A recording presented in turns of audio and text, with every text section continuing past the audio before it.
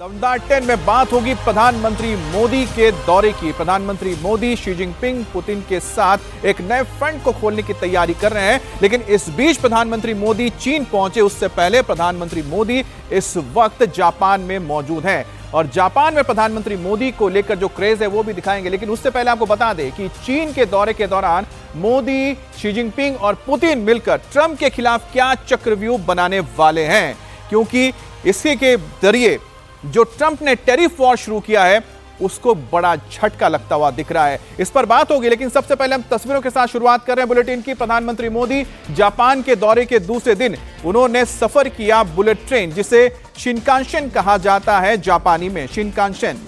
और इसको आप भारत में अगर बोलेंगे तो आप बुलेट ट्रेन के नाम से जानते हैं। प्रधानमंत्री मोदी ने सफर किया, उनके साथ शिगुरु इशिबा भी मौजूद थे जो जापान के प्रधानमंत्री हैं। और प्रधानमंत्री मोदी को इस ट्रेन के काम के बारे में बताया जाता है कि किस तरह से यह ट्रेन काम करता है, किस तरह से यह पूरा का पूरा नेटवर्क काम करता है, बिना किसी फ्लॉ के, बिना किसी तकलीफ के, बिना किसी रुकावट के। और ये तस्वीरों में देखिए, प्रधानमंत्री मोदी जब स्टेशन पहुंचे जापान के तो उनका यहां पर भव्य स्वागत किया गया। जो मैनेजमेंट के लोग हैं वो मौजूद थे, खुद प्रधानमंत्री जापान के, उन्होंने स्वागत किया प्रधानमंत्री का। और प्रधानमंत्री जब ट्रेन में बैठते हैं उसकी तस्वीर भी आप देखिए कि प्रधानमंत्री को बताया जाता है कि किस तरह से यह शिनकानसेन जो रेल नेटवर्क है, जो 60 के दशक में शुरू हुआ था और करीब 500 किलोमीटर से इसकी शुरुआत हुई थी, आज के वक्त में करीब 2500 किलोमीटर का नेटवर्क ये पूरा करता है। और इसकी जो स्पीड है 250 किलोमीटर से 350 किलोमीटर तक बताई जाती है। और जब टेस्ट किया गया था तो बताया गया कि 600 किलोमीटर को भी टच कर सकता है। बहरहाल भारत में भी ये ट्रेन दौड़ने जा रही है अहमदाबाद से मुंबई के बीच, उसका भी काम बहुत तेजी से चल रहा है। और प्रधानमंत्री मोदी भी चाहते हैं कि बहुत ही जल्द भारत में ये बुलेट ट्रेन दौड़े। और प्रधानमंत्री मोदी जब स्टेशन में मौजूद थे, जब वो उतरे, उसकी तस्वीर दिखाएंगे, लोगों के अंदर क्रेज भी दिखाएंगे। प्रधानमंत्री मोदी जिस तरह से इस वक्त जापान में दौरा कर रहे हैं, जिस तरह से इलेक्ट्रॉन फैक्ट्री को देखने जा रहे हैं, जाहिर सी बात है कि जो ट्रंप की ओर से कोशिश हो रही थी कि भारत के ऊपर टैरिफ लगा के भारत की इकोनॉमी को डेंट किया जाए, तो दूसरी तरफ प्रधानमंत्री मोदी ने उसका तोड़ निकाल लिया है। और उसका तोड़ यही है कि जो दूसरे मित्र राष्ट्र हैं उनके साथ आपको अपने व्यापार को बढ़ाना है। और देखिए प्रधानमंत्री मोदी को लेकर क्रेज, ये देखिए, ये जो अमूमन जापान में देखने के लिए नहीं मिलता है। अगर वहां पर कोई पॉप स्टार या रॉक स्टार पहुंचता है, प्लेयर पहुंचता है, तो ऐसी क्रेज देखने को मिलती है। और ये आम पब्लिक है जिन्हें रोका गया है फिलहाल स्टेशन में। और जापान के लोग और जापान में जो लोग होते हैं अमूमन कभी भी लोगों से बातचीत कम करते हैं, अपने में ज्यादा रहते हैं। लेकिन प्रधानमंत्री मोदी को देखिए कि किस तरह से वो पसंद करते हैं कि अपने फोन को उन्होंने लेकर तस्वीरें लेना शुरू कर दिया। सेल्फी लेने के लिए लोग वहां पर बहुत ही ज्यादा उत्सुक नजर आए। ये ऐसी तस्वीर है जो पूरे दुनिया को देखनी चाहिए।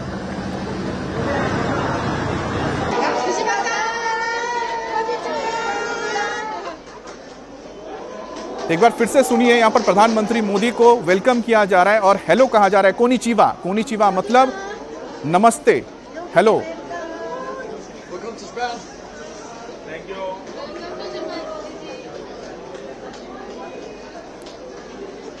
तो देखिए ये जो तस्वीर है, ये शायद अगर डोनाल्ड ट्रंप देखेंगे तो उनको बहुत ज्यादा गुस्सा आएगा, क्योंकि उनको लगता है कि पूरी दुनिया में लोग उनको पसंद करते हैं। लेकिन जापान में छोटे छोटे बच्चे भी प्रधानमंत्री मोदी को जानते हैं, उनके साथ तस्वीर लेने के लिए देखिए वहां पर खड़े थे।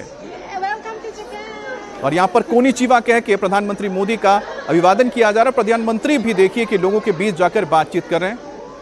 और हमारे साथ विजय लक्ष्मी जुड़ गई हैं। विजय लक्ष्मी, प्रधानमंत्री मोदी चीन पहुंचे उससे पहले जो तस्वीरें हम दिखा रहे हैं वो तस्वीरें बहुत अहम है। शायद उसको चीन में भी देखा जा रहा होगा और अमेरिका में भी देखा जा रहा होगा, पूरी दुनिया तो देख ही रही है कि जो आम पब्लिक है वो प्रधानमंत्री मोदी से मिलना चाह रही है। प्रधानमंत्री मोदी की तस्वीरें ले रही हैं, जो अमूमन जापान में नहीं देखने को मिलता है किसी राष्ट्राध्यक्ष के लिए या फिर किसी नेता के लिए।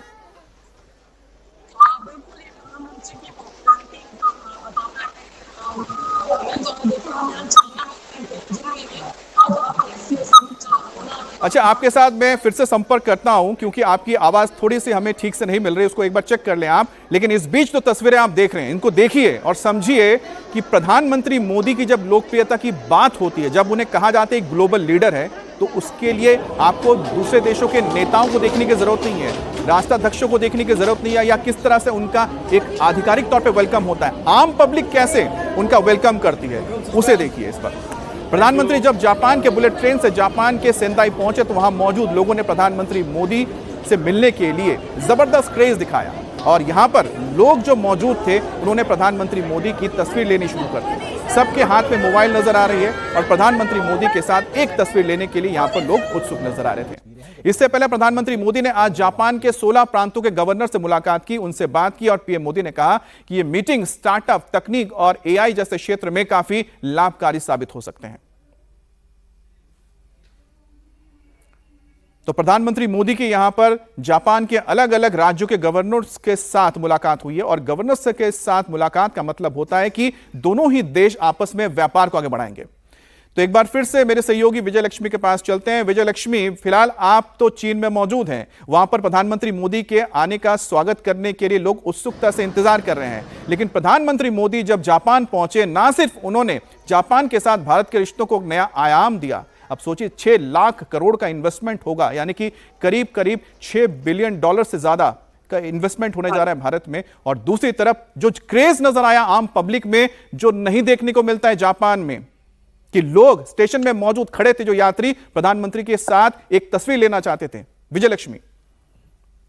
बिल्कुल अमित, देखिए यहाँ तियानजिन में मैं हूँ और यहाँ पर लोगों से मैंने मुलाकात की, खासतौर से इंडियन डायस्पोरा, 2-3 हजार किलोमीटर से लोग स्पेशली प्रधानमंत्री नरेंद्र मोदी से मिलने के लिए यहाँ पर पहुंचे हैं, जहाँ पर एससीओ समिट का वेन्यू है। तो ये पॉपुलैरिटी है प्रधानमंत्री नरेंद्र मोदी की। और जापान में भी जिस तरह से हम देख रहे हैं कि आम जो लोग हैं वो उनसे मिलने के लिए उत्सुक हैं। ये जो दृश्य है ये चाइना में भी देखने को मिल रहा है। आज देर शाम प्रधानमंत्री नरेंद्र मोदी पहुंच जाएंगे तियानजिन शहर में और इसके बाद कल का जो कार्यक्रम है वो काफी महत्वपूर्ण होगा, क्योंकि बायलैटरल मीटिंग उनकी होगी चीन के राष्ट्रपति के साथ। और इसके अलावा परसों का जो दिन है वो पूरा समिट का दिन है। बायलैटरल मीटिंग्स 2 बहुत अहम हैं, उसमें चीन और रूस के राष्ट्रपति व्लादिमीर पुतिन के साथ भी प्रधानमंत्री नरेंद्र मोदी की द्विपक्षीय वार्ता होगी। इस एससीओ समिट जो है अमित, अगर आप देखें तो जियोपॉलिटिकल डेवलपमेंट जिस तरह से हो रहे हैं, जिस तरह से रूस और यूक्रेन के बीच में युद्ध है, अलास्का में हुई बातचीत जो है वो बेनतीजा रही। और उसके बाद अगर आप देखें टैरिफ का जिस तरीके से एक पूरा ट्रेड और टैरिफ को लेकर के जिस तरीके से कंसंट्रेशन है, जिस तरह से अमेरिका ने भारत पर ये जो टैरिफ लगाया है, इसको लेकर के भी हम देख रहे हैं कि काफी आप टैरिफ वॉर का जो जिक्र कर रही हैं, एक बहुत अहम मुद्दा रहेगा जब एससीओ में प्रधानमंत्री मोदी, व्लादिमीर पुतिन और शी जिनपिंग आमने सामने होंगे। इसको समझिए इस बात से कि जो अमेरिका के पूर्व एनएसए हैं, यानी कि डेमोक्रेट्स, जब बाइडेन होते थे उनके national security adviser Jack Sullivan ने कहा था कि हमने जो करीब 2 दशक के साथ कोशिश करके भारत को अपने साथ लेकर आए, आज ट्रंप ने अपने टैरिफ वॉर से भारत को और दूर धकेल दिया, चीन के पास धकेल दिया। अब जापान में पीएम मोदी को ऑपरेशन सिंदूर पर जापान का समर्थन मिला है। पीएम नरेंद्र मोदी और जापान के प्रधानमंत्री शिगेरू इशिबा ने आतंकवाद पर साझा बयान जारी करके कहा, जिसमें पहलगाम में हुए आतंकवादी हमले की स्पष्ट तरीके से निंदा की गई है, कड़े शब्दों में निंदा की गई है। जापान के प्रधानमंत्री ने लश्कर ए तोयबा, जैश ए मोहम्मद और आतंकी संगठनों पर ठोस एक्शन की अपील की है और साथ ही कहा कि इस जघन्य कृत्य के गुनहगारों को बिना किसी देरी के जल्द न्याय के कटघरे में लाया जाए। और जापान दौरे पर मिशन चंद्रयान 5 को लेकर, यानी कि चंद्रयान 5 जो होगा प्रोजेक्ट, उसको लेकर एक बड़ा समझौता हुआ, जिसमें कहा गया है कि यह मिशन दोनों देशों की अंतरिक्ष एजेंसियां, जिसमें भारत की इसरो और जापान की जैपेक्स, दोनों मिलकर यह काम करने जा रहे हैं। तो जैक्सा और इसरो ये दोनों मिलकर इस मिशन को करेंगे। इसमें दोनों मिलकर चांद के दक्षिणी ध्रुव की स्टडी करेंगे और साथ ही जापान के H3 रॉकेट के जरिए चंद्रयान 5 को लॉन्च किया जाएगा। इतना ही नहीं, इस मिशन में जैक्सा का रोवर जबकि लैंडर इसरो का होगा। और पीएम मोदी ने जापान को टेक्नोलॉजी का पावर हाउस बताया, भारत को टैलेंट का पावर हाउस बताया और दोनों अगर मिल जाए तो दुनिया पर ये बड़ा काम कर सकते हैं। टेक्नोलॉजी और innovation, Japan tech power house है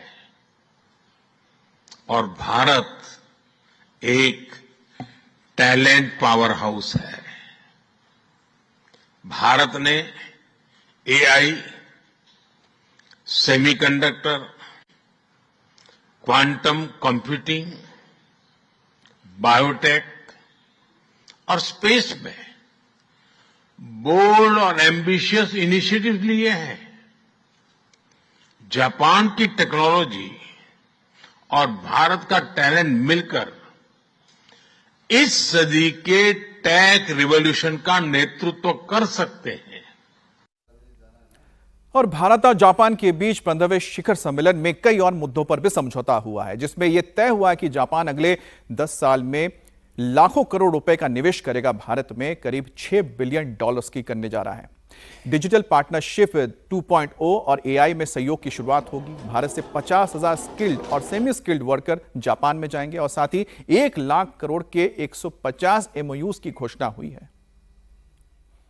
और प्रधानमंत्री मोदी आज थोड़ी देर बाद जापान के शहर से विदा लेते हुए चीन के लिए रवाना हो जाएंगे और इससे पहले ट्रंप के टैरिफ को बड़ा झटका लगा है। ट्रंप का टैरिफ बम अमेरिका में फुस हो गया। अमेरिका की अदालत ने ट्रंप के टैरिफ को गैर कानूनी बता दिया, असंवैधानिक बता दिया और कहा कि ट्रंप को मनचाहा टैरिफ लगाने का कोई अधिकार ही नहीं है। तो वहीं पर ट्रंप ने इस फैसले को पक्षपातपूर्ण बताया और अमेरिका को बर्बाद करने वाला बता दिया। तो अमेरिका में चुनौती दी गई थी डोनाल्ड ट्रंप के टैरिफ को लेकर, जो लगातार दुनिया के देशों पर वो लगा रहे हैं। अब इस अदालत का कहना है कि जो इमरजेंसी शक्तियां मिली हुई है राष्ट्रपति को, उसके तहत एक राष्ट्रपति दुनिया के दूसरे देशों के ऊपर टैरिफ नहीं लगा सकते हैं, जिसको लेकर अब ट्रंप के लिए आगे मुश्किल होंगी। हालांकि उन्होंने इस आदेश को, यानी जो टैरिफ लगाए जा रहे हैं, उस पर रोक नहीं लगाई है। अब US court of appeals for the federal circuit ने ट्रंप के टैरिफ के फैसले को गैर संवैधानिक बताया है।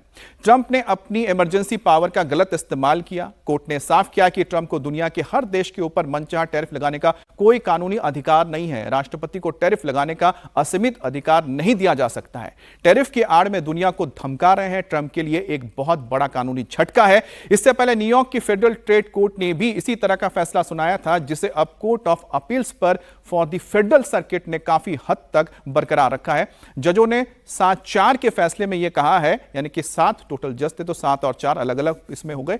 और कांग्रेस का इरादा है कि राष्ट्रपति को टैरिफ लगाने का असीमित अधिकार देना था। फिलहाल कोर्ट ने टैरिफ को तुरंत रद्द नहीं करने का फैसला लिया है और ट्रंप प्रशासन को इस मामले में सुप्रीम कोर्ट जाने का वक्त दिया गया है, ताकि अक्टूबर तक ट्रंप इस फैसले को चुनौती दे सकते हैं, यानी कि रास्ता खोल रखा है। अमेरिकी राष्ट्रपति डोनाल्ड ट्रंप ने कोर्ट के इस फैसले पर नाराजगी जताई है और उन्होंने उसके बाद ट्वीट किया। ट्रंप ने कहा कि अगर इस फैसले को लागू होने दिया गया है तो यह सचमुच संयुक्त राज्य अमेरिका को बर्बाद कर देगा, यानी कोर्ट का जो आदेश है। उन्होंने यह भी कहा कि आखिरकार सुप्रीम कोर्ट में उनकी ही जीत होगी। राष्ट्रपति डोनाल्ड ट्रंप ने इस फैसले की तीखी आलोचना करते हुए कहा कि फैसले को अत्यधिक पक्षपातपूर्ण बताया है और दावा किया कि सुप्रीम कोर्ट उनके इस पक्ष को समझेगा। ट्रंप ने अपने पोस्ट में लिखा है कि अगर ये टैरिफ कभी खत्म हो गए तो अमेरिका के लिए पूरी तरह से विनाशकारी साबित होंगे। अगर इसे ऐसे ही रहने दिया गया तो यह सचमुच एक बड़ा संयुक्त फैसला होगा और अगर कोर्ट का आदेश अगर लागू किया जाता है, यानी टैरिफ हटा दिया जाता है, तो ऐसे में अमेरिका बर्बाद हो जाएगा। तो कुल मिलाकर इस वक्त जो हालात चल रहे हैं अमेरिका में यह है कि जो विरोधी पार्टियां हैं और साथ ही कोर्ट को यह लगता है कि जो डोनाल्ड ट्रंप ने टैरिफ वॉर शुरू किया है, दुनिया के देशों पर जो टैरिफ लगा रहे हैं, यह फैसला सही नहीं है, असंवैधानिक है। क्योंकि जो ये फैसले लिए गए हैं, जो टैरिफ का ये जो फैसला लिया गया है, ये राष्ट्रपति के पास जो इमरजेंसी पावर है उसके तहत लिया गया है और ये कहीं पर भी उनके पास ये पावर नहीं है कि दुनिया के देशों के ऊपर इस तरह से वो टैरिफ लगाते रहे। विजयलक्ष्मी हमारे साथ जुड़े हुई है। विजयलक्ष्मी, एक तरफ जहां एससीओ की मीटिंग होने जा रही है, जहां पर प्रधानमंत्री अभी थोड़ी देर बाद पहुंचेंगे और उनकी मुलाकात शी जिनपिंग से होगी, व्लादिमीर पुतिन से होगी, और उस बीच अमेरिका के अंदर भी जो विरोधी हैं लगातार टैरिफ को लेकर डोनाल्ड ट्रंप की आलोचना कर रहे हैं, खासतौर पे भारत के ऊपर जो टैरिफ लगाया गया है। अब कोर्ट के पास से भी जो ऑर्डर आया है, तो किस तरह से इसका इंपैक्ट एससीओ के इस मीटिंग में भी देखने को मिलेगा? देखिए, बिल्कुल अमित, अगर हम देखें तो इंटरनल जो डोमेस्टिक पॉलिटिक्स है, क्योंकि जिस तरह से भारत और अमेरिका के संबंध रहे पिछले दिनों और टैरिफ की ये जो वॉर चल रही है, इसके बाद जिस तरह से संबंधों में एक तरीके से आप कहें तो एक बदलाव जो आया है, उससे अमेरिका में तो अंदर एक असहजता है ही। और जहां तक बात है एससीओ की, क्योंकि अब एक नए अलाइनमेंट की बात हो रही है, एक नए रीसेटिंग ऑफ रिलेशनशिप्स की बात हो रही है, जहां तक भारत और चीन के संबंधों की बात है, तो ऐसे में और भारत ने 40 अन्य देश हैं जिनके साथ ट्रेड को लेकर के भारत की भी इस तरह की भी बातचीत हो रही है कि वहां पर उस फ्रंट पर भी भारत जो है इसको कैसे टैकल किया जाए या कैसे बैलेंसिंग ऑफ एक्ट हो, ये इस पर काम कर रहा है। तो जब यहाँ पर बातचीत होगी, द्विपक्षीय बातचीत होगी, तो ये तमाम चीजें जो है उसका रिफ्लेक्शन इस बातचीत में भी जरूर नजर आएगा। बिल्कुल, क्योंकि एक तरफ जहां पर टैरिफ को लेकर घमासान मचा हुआ अमेरिका के अंदर, तो दूसरी तरफ भारत, चीन और साथ ही साथ रशिया अपनी एक अलग अलाइनमेंट कर रहे हैं, जो एक चुनौती है ट्रंप के टैरिफ वॉर के खिलाफ। चीन में पीएम मोदी की रूसी राष्ट्रपति से होगी मुलाकात और 1 सितंबर को प्रधानमंत्री मोदी और पुतिन की द्विपक्षीय वार्ता भी होगी। और सबसे बड़ी बात है कि दिसंबर में व्लादिमीर पुतिन भारत आ रहे हैं, क्योंकि भारत और रशिया के बीच जो सालाना एक समिट होता है उसमें हिस्सा लेने के लिए राष्ट्रपति पुतिन अब भारत आने जा रहे हैं। दिसंबर में उनका दौरा होगा और यह क्रेमलिन की ओर से कंफर्म कर दिया गया है। और जिसके बाद अब आने वाले दिनों में देखना होगा कि भारत और अमेरिका के जो संबंध टैरिफ के वजह से जिसमें एक खिंचाव आ गया है, पुतिन के भारत दौरे को लेकर या फिर पुतिन और शी जिनपिंग के साथ प्रधानमंत्री मोदी के मुलाकात को लेकर किस तरह से सामने रहते हैं। जापान से प्रधानमंत्री मोदी आज दोपहर को 2 दिन के दौरे पर चीन पहुंचेंगे और चीन में प्रधानमंत्री मोदी शंघाई कोऑपरेशन ऑर्गेनाइजेशन, जिसे एससीओ कहा जाता है, इसके समिट में हिस्सा लेंगे। और अमेरिकी टैरिफ वॉर के बीच भारत के पीएम मोदी चीन के राष्ट्रपति शी जिनपिंग से और रूसी राष्ट्रपति व्लादिमीर पुतिन से मीटिंग करने वाले हैं, जिस पर नजर सबकी बनी हुई है। क्या एक नया वर्ल्ड ऑर्डर बनाने की कोशिश हो सकती है, और अगर ऐसा हुआ तो अमेरिका के लिए कितनी मुश्किलें बढ़ेंगी, इसको आप समझ सकते हैं। 1 सितंबर को प्रधानमंत्री मोदी की चीन के राष्ट्रपति शी जिनपिंग के साथ बायलैटरल मीटिंग होने की संभावना है। इस बार एससीओ समिट बीजिंग के पास तियानजिन में हो रही है और इसमें 20 देशों के नेता और 10 इंटरनेशनल संगठनों के प्रमुख भी हिस्सा लेंगे।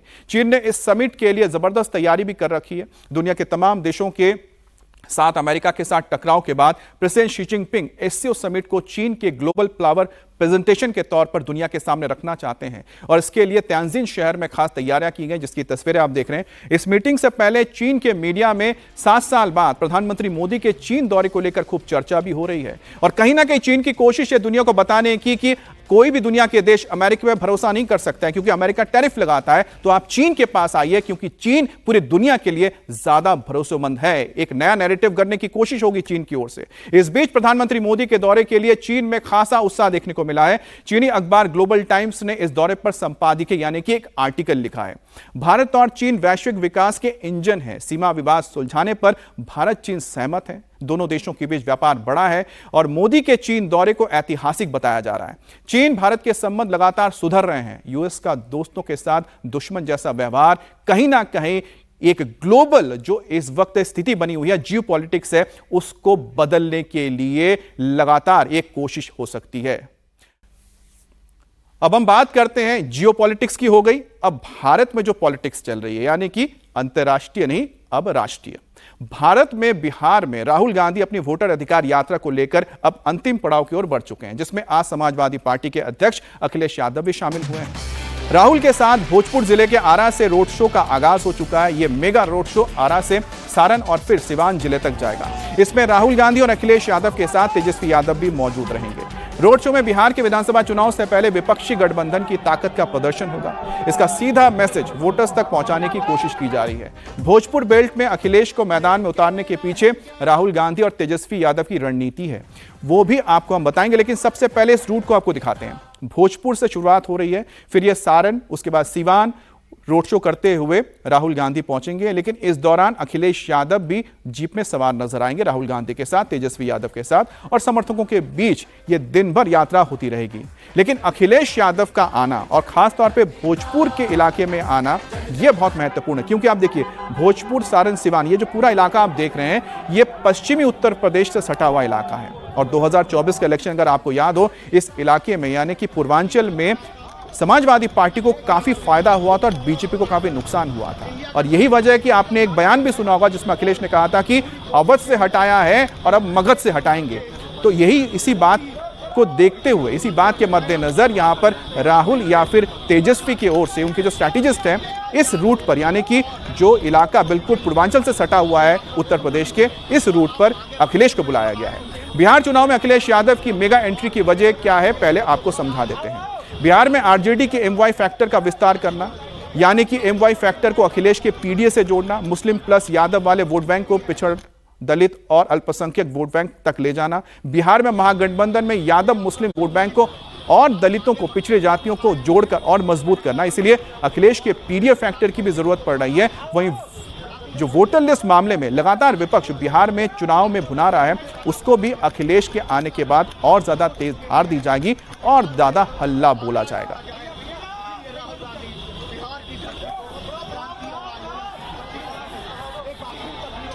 बिहार की जनता को तेजस्वी जी पे भरोसा है कि वो पलायन नहीं होने देंगे बेरोजगारों का। लेकिन एक बात जो साबित हो रही है कि भारतीय जनता पार्टी का बिहार से पलायन होने जा रहा है। ये इस्तेमाली पार्टी है, लोगों को बर्बाद कर देती है इस्तेमाल करने के बाद। कि अवध से हम लोगों ने बाहर किया बीजेपी को, अब मगध के लोगों की जिम्मेदारी है भारतीय जनता पार्टी को बाहर करने की। अवध से हटाया है बीजेपी को, मगध से भी बीजेपी हटेगी। आज अंतिम दिन है और आज अखिलेश यादव जी भी हम लोगों के साथ यात्रा में शामिल हो रहे हैं और बीजेपी जो है घबराई हुई है। जो ये ऐतिहासिक यात्रा हुआ है, इससे एनडीए में बड़ी बेचैनी है। सारे तंत्र मंत्र जो है इस्तेमाल जो है एनडीए के लोग कर रहे हैं। वो क्या क्या कर रहे हैं, एक एक चीज़ों पे हमारी पैनी नज़र है। लेकिन कुछ भी कर ले, इस बार बिहार में सत्ता में वापस लौटने वाले ये लोग नहीं हैं। अब हम बात करते हैं दिल्ली की, जहां पर एक बड़ी खबर देखने को मिली है। कालकाजी से खबर आ रही है। कालकाजी मंदिर में झगड़े के बाद एक सेवादार की पीट कर हत्या कर दी गई है और बताया जा रहा है कि दर्शन के बाद प्रसाद मांगने पर यह विवाद शुरू हुआ था, जिसके बाद कुछ लोगों ने सेवादार पर हमला किया था। सेवादार को डंडों से पीटा गया और अधमरा कर दिया गया। गंभीर हालत में सेवादार को अस्पताल ले जाया गया, जहां पर इलाज के दौरान मौत हो गई। ये तस्वीर आप देख रहे हैं, जिस वक्त हमला किया गया था उसकी तस्वीर है। और देखिए कि किस तरह से 4-5 लोग मिलकर इस सेवादार के ऊपर एक के बाद एक डंडे बरसाए जा रहे हैं। और इस वक्त हमारे साथ हमारी सहयोगी अनामिका भी जुड़ गई हैं। अनामिका, फिलहाल क्या ताजा अपडेट मिल रहा है? जो लोग इस घटना में शामिल थे उनके बारे में क्या जानकारी मिले हैं? कितने लोगों को पुलिस पकड़ पाई है?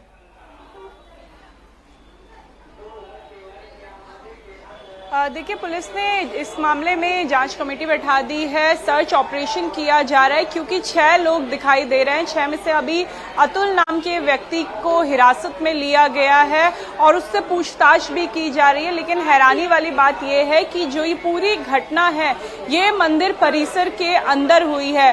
कल देर रात 9 बजे के करीब 6 लोग मंदिर में दर्शन के लिए आते हैं, विशेष प्रसाद मांगते हैं। जब मना किया जाता है तो बहस करते हैं। बहस इतनी बढ़ जाती है कि मुख्य जो सेवादार है उसके साथ मंदिर परिसर के बीच तक आते हैं और वहां उसके साथ मारपिटाई शुरू करते हैं। जब वो ये मारपिटाई हो रही थी, डंडों से उसे मारा जा रहा था, तब वहां पे कई लोग मौजूद थे, वहां पे कई सेवादार भी मौजूद थे। यहां तक कि दिल्ली पुलिस की भी तैनाती कालकाजी मंदिर में होती है, लेकिन कोई भी उस व्यक्ति को, उस मुख्य सेवादार को बचाने वहां नहीं आता है और उसे इतना अधमरा कर दिया जाता है कि अस्पताल पहुंचने के बाद सेवादार की मौत हो जाती है। पुलिस उन लोगों की पहचान कर अब उन्हें ढूंढने की कोशिश कर रही है, लेकिन मंदिर प्रशासन की तरफ से भी अभी तक चुप्पी साधी हुई है।